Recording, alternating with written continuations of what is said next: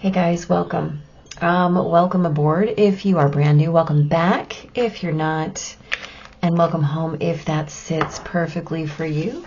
At any rate, we are here to talk about the energies for the week of the 4th of December through the 10th of December 2023. We are so close to the end of this calendar year. Yeah, there's a lot going on. Let's just get right into it, shall we? Yeah, let's do that. So on Monday of this week, we start with a Virgo moon, right? And the Virgo moon opposes Saturn, trines Mercury and Jupiter. And then just after lunch at 12:51 p.m. Central Time, Venus moves into Scorpio. 1 minute later, the Virgo moon squares Mars. And then later in the day, that Virgo moon is going to square the sun. So we have a grand Earth trine in the air, right? That Virgo moon trining Mercury in Capricorn. Sorry, I'm distracted by a party of sparrows outside my window. They are so chatty. Anyway, grand Earth trine, moon in Virgo, Mercury in Capricorn, Jupiter in Taurus, and then Venus moves into Scorpio, squaring Mars, right? And then squaring the sun. So communication can feel very, very blessed and easy early in this day on Monday. Like you are completely in sync, like you're reading minds, right? Later in the day, however, once Venus moves into Scorpio and the moon squares Mars, the undertones and the overtones of this day, yeah, you see that, right, are going to change. They're going to deepen and become union-based, right? And you're going to kind of all of a sudden start to, oh, Blue Jay, hello, big guy. Beautiful. Sorry, so distracted. Birds. What are you going to do? Birds. Anyway, deepening and union-based yearnings, right? Yearnings are going to seem to grow kind of over the trellis that had these beautiful flowers on it just a moment before, right? Here's the deal. Be mindful as you choose what you're going to foster and what you're going to prune, right? And remember, when we make those choices, we always come back to the fact that our yardstick is home, right? And when we talk about Venus, we talk about home as the way that home experience feels for you, the way it tastes for you, the way it smells for you, the way it sounds for you. All of those things, and those are self-determined. No one can tell you what they are, only you. And so as you have this grand Earth trine and then Venus moves into Scorpio, what happens is you want to deepen, you want to immerse yourself and unite with that experience of home. And the fact of the matter is that you're only going to be able to do that as deeply as you claim it for yourself. So just claim it, right? The awareness is there. The claiming is yours. On Tuesday, the 5th of December, that Virgo moon is going to quincunx Chiron, trine Uranus, and then Venus in Scorpio is going to trine Saturn. So on Tuesday, spontaneous acts are going to be the normal, right? So whether that's you decide you want a new couch or a new comforter for your bed or some kind of spur of the moment romantic gesture, or even a self-romantic gesture like, hey, I need some self-care, or I'm going to take myself out on a date, right? Absolutely make it your business to make any of those things deepen that sense of home, right? And if you get some stray limiting beliefs that pop up, choose action over contemplation on Tuesday, right? That action is going to be the place, whoa, well, okay, look, we're going to do a thing we don't usually do because we had that weird jumper. So we're going to take them both. All right, you saw it. Anyway, choose action over contemplation. On Wednesday the 6th, that Virgo moon is going to oppose Neptune 17 minutes into the day, right? This is Neptune's final retrograde aspect. And so pay attention to that dream time. And then at 7:20 a.m. Central, Neptune is going to turn direct. Right. The Virgo moon will trine Pluto a little bit after that. And then the moon breezes her way into Libra after that, quincunxing both Saturn and Jupiter and squaring Mercury. So Wednesday, the 6th of December, it's a stop day. Stop. This is not the best energy for shifts or beginnings. That Neptune moving direct is going to create kind of a fog and a challenge to your clarity. The moon in Libra, quincunxing both Jupiter and Saturn, is really going to amplify your codependent tendencies. And then squaring Mercury is really going to make it hard to assert your boundaries in a way that's exact, in a way that's witnessed, in a way that's going to be heard. So just kind of keep your business on the down low on Wednesday, because on Thursday, the 7th, that Libra moon is going to sextile Mars and the Sun. It's going to oppose Chiron, and then the Sun trines Chiron, and Mercury in Capricorn is going to trine Jupiter.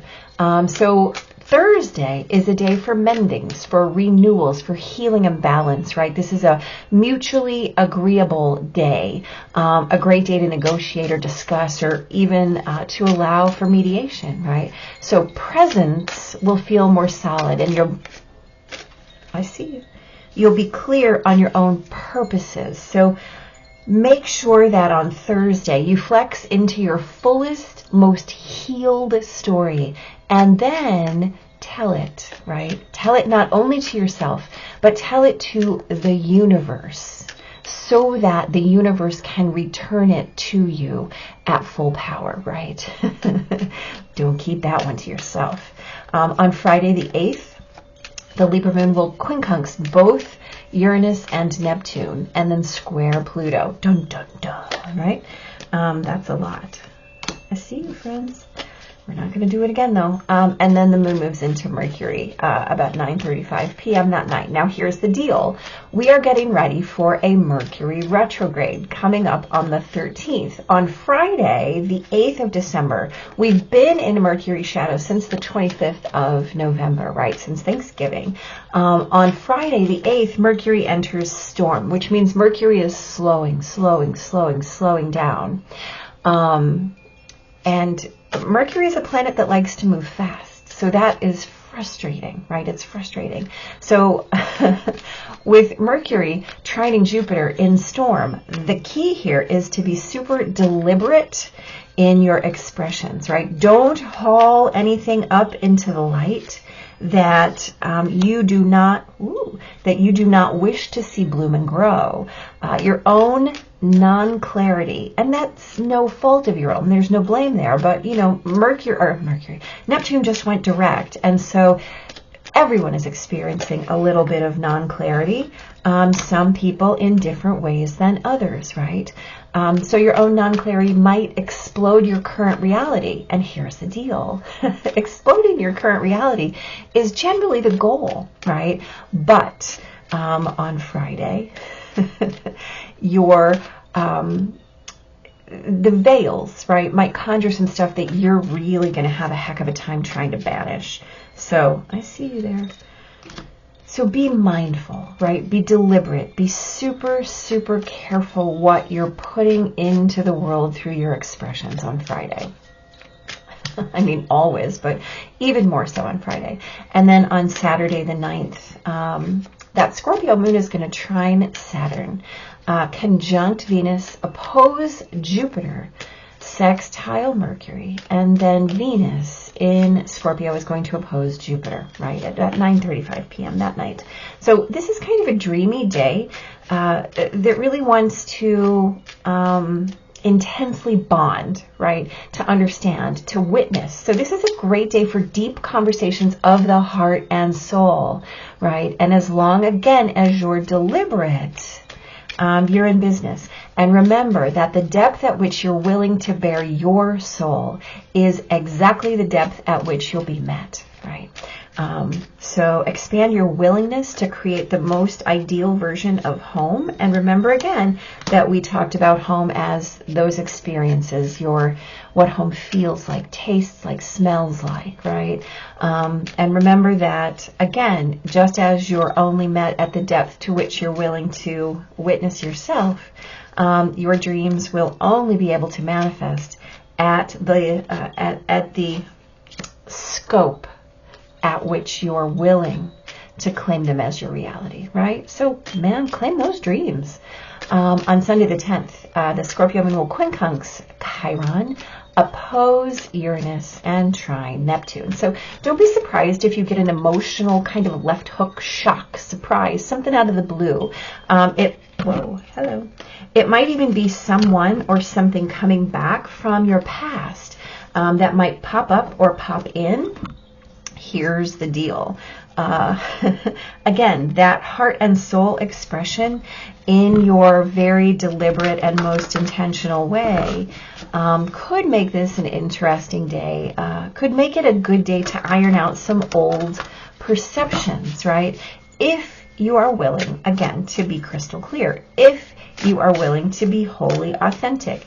And the bottom line is that if you're not willing to do those things, then you just let that surprise raise your eyebrow and not your interest, right?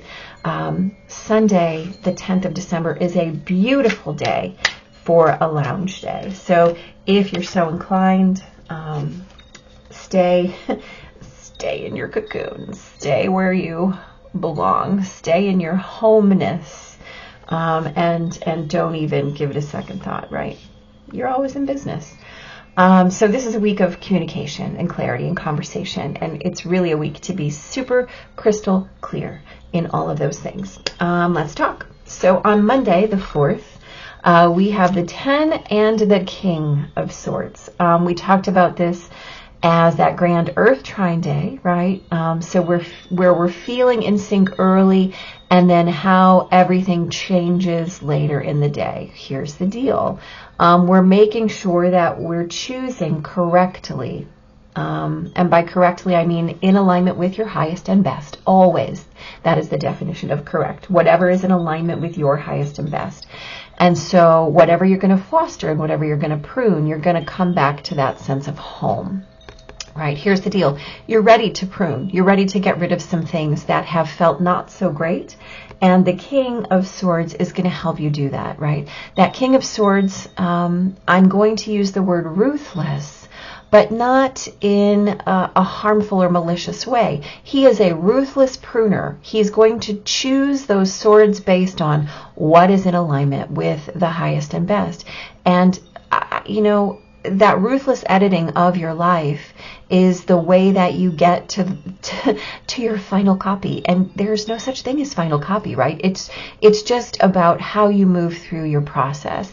And so if you're afraid to prune, if you're afraid to edit, that is not going to feel great. But once you choose the fact that it's your story, right? You're the one communicating. You're the one choosing what home is for you, and fearlessly using that sort of truth in pursuit of what is your highest and best, the better off you're going to be, right? The less like that you're going to feel. So get pruning, man. Interesting, right? We've got these swords, and then on Tuesday we have these cups. We've got the King and the Knight, right? So again, we're talking about the fierce and fearless pursuit of what is in your best interest emotionally, and then the dogged pursuit of it, right? This is that beautiful day of spontaneous acts being normal, right? No matter what it is, a romantic overture, making it your business to deepen your sense of home. Of course, we go from idea to emotion. We go from thought to action here, right? So remembering that if those limiting beliefs pop up, we choose action over contemplation. Action over contemplation. Cups over swords. Feelings over logic, always, right? Making it your business to deepen your sense of home and move toward whatever that highest and best is, because you know it, right? And you can only claim it, and you can only invite those around you to join in your experience of home, and then they get to choose, right? So just make sure that your creation, your cup is filled with things that are as home as possible. Sorry, I got distracted by yet another 10 and yet another court card here. So interesting. Now, this is a Pentacles day, okay? On Wednesday, we've got the 10 of Pentacles and the Queen of Pentacles. Again, we're going to talk about this as a stop day, right? This is not the day for shifts. This is a day for legacy. This is not a day for amplification of any of your codependent tendencies. This is a day to hold your ground and assert your boundaries within, right? Keeping your business on the down low, right? You don't always have to share your plans. This is not the day to share your plans. If you do, again, you might find it really hard to assert your boundaries in a productive way. So you just build your nest, tend your nest on Wednesday, and understand that that is in your highest and best on Wednesday, right? And then on Thursday, you've got the 4 of Pentacles and the 10 of Wands. I mean, this honestly is some lovely energy, right? So we're talking about mendings and renewals.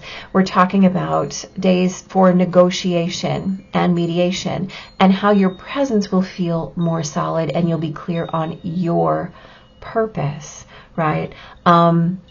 Knowing what you've had to put down earlier in this week, the work that you've had to do earlier in this week, and what you've had to hold on to yesterday, right? And then what you're willing to choose to put down as a result. So the fact of the matter is, if you're going to negotiate, you're going to have to put some things down that you've said yes to. If you're going to balance, you're going to have to offload some things. If you're going to heal, you're going to have to choose among the things you have decided to hold on to tightly, where you're going to open your hands and be in that healed story that you want to tell the universe, right? You want to tell that universe, yes, I know I am healthy, whole, I'm healed, right?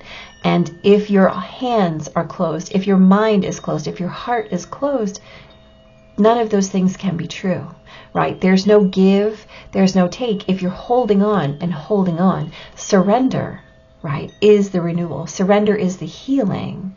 Tell that story to the universe. Flex into your fullest, most healed story, which is openness, right?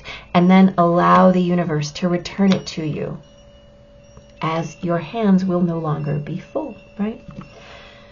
On Friday, we have the 9 and the Knight of Pentacles. So we're talking about Mercury entering storm. Right, so let's talk. The 9 of Pentacles is a card of, I've got this. Look what I have accomplished. Look where I am based on my own choices, merits, and willingness to resource myself. The Knight says, okay, where are we going to go now? So as Mercury enters storm, and we're talking about being super deliberate in your expressions, because what you're manifesting is what you're speaking. What you're manifesting is what you're expressing. And that's like a train, right? You say, I've got this. And then the Knight moves accordingly, right? And so if you're speaking things that you do not wish to see in their full bloom, in their full growth, you're going to be very surprised when that's what grows, because the Knight is going to move that forward for you, right? That those things that you have claimed, those things that you have planted, those things that you express are going to manifest, right? So make sure that what you are manifesting is what you wish to conjure. And so you don't have to backpedal and spend any time backing out of that.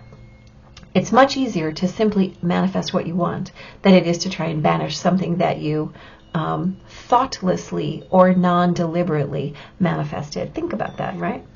On Saturday, the 9th of December. So we have the Queen of Pentacles again, the Ace of Swords, lovely, and the Fool. Okay, so I like the way that this rolls back through from earlier in this week. So we talk about this day that wants to bond, that wants to understand, that wants to witness and be witnessed, right? This is a great day for deep conversations of the heart, right? Not of your ideas. And again, the depth at which you're willing to bare your soul is the depth at which you can only be met.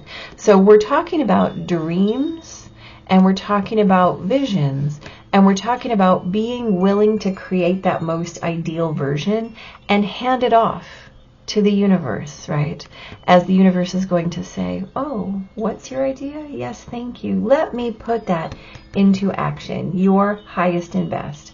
Right? So make sure that everything you do today is from your depth and not from your brain, because that Fool only works in your totality, right? He does not move as an idea. He does not move as a thought form or a belief. He moves as acceptance. He moves as surrender. He moves as flow.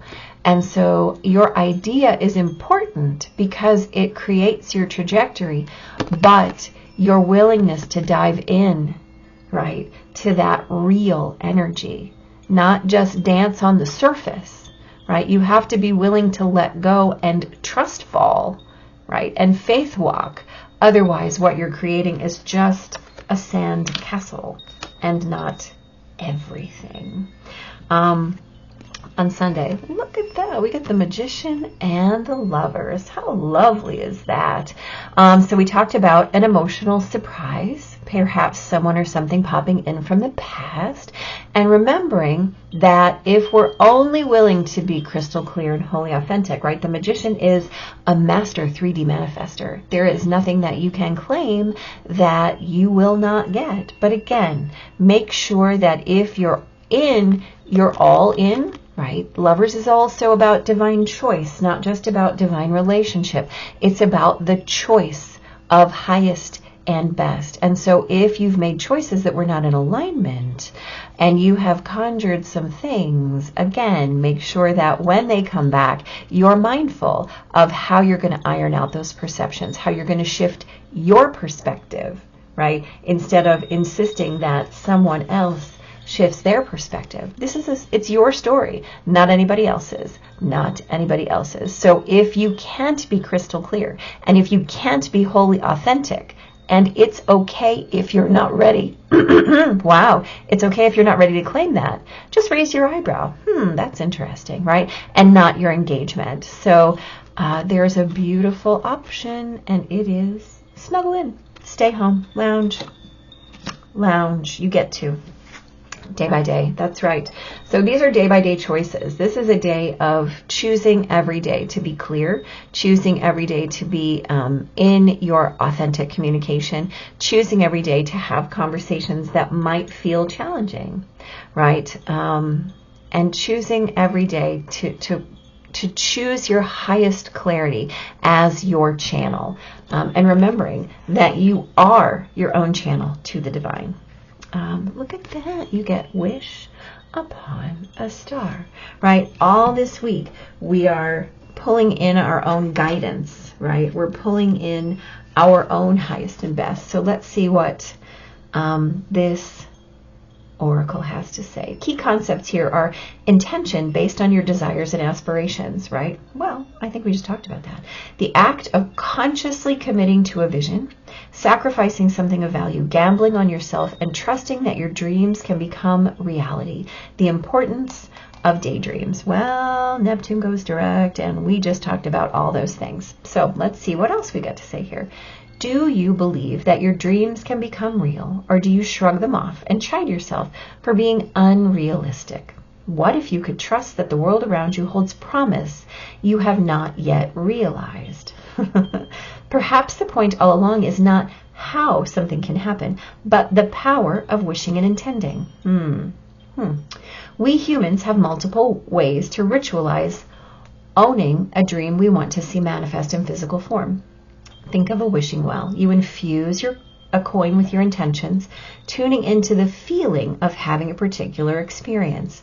Tossing the coin, symbolizing the act of letting the how go, walking away and allowing the universe to do its part in the co-creative partnership. Another method is to wish upon a star. In doing so, you look back to our origins, for we are made of stardust. Today, allow yourself to dream and play with different realities. Even if it seems impossible, even if it calls you and feels good, why not choose it? Wish upon a star, then live as if your wish were already true. Know that those beautiful dreams you have been nurturing are in the process of becoming real. Don't forget that the act of wishing, dreaming, and intending is more important than figuring out the how. If the universe, it shows the universe you're serious about playing the game of life and that you trust the essence of partnership. Remember, every dream you believe in and hope for is a calling to a twinkling star. The answer will come, sometimes swiftly, sometimes slowly. No wish is ever wasted. Well, if we didn't just talk about every single thing in there, I don't know what we just spent 26 minutes talking about. Here's what I say to you. Be mindful, be deliberate, be clear, be clear. The universe is listening. And guess what? What you speak, so you shall become, right? Well, it's abracadabra at its finest, and we understand how that works. So it's literally about creating your tuning, right? To be in alignment with your highest and best and filtering out anything that is not in alignment to it. That is what we do when we do the work, right? We move our ideas into the creation of our feelings so that we can conjure our reality, so that we can get rid of anything we're holding on to, so that we can create as we speak, that we can do it fearlessly and in alignment with our desires, and understand that we are the chooser every single day by day by day, right? Everything you do is wishing upon a star.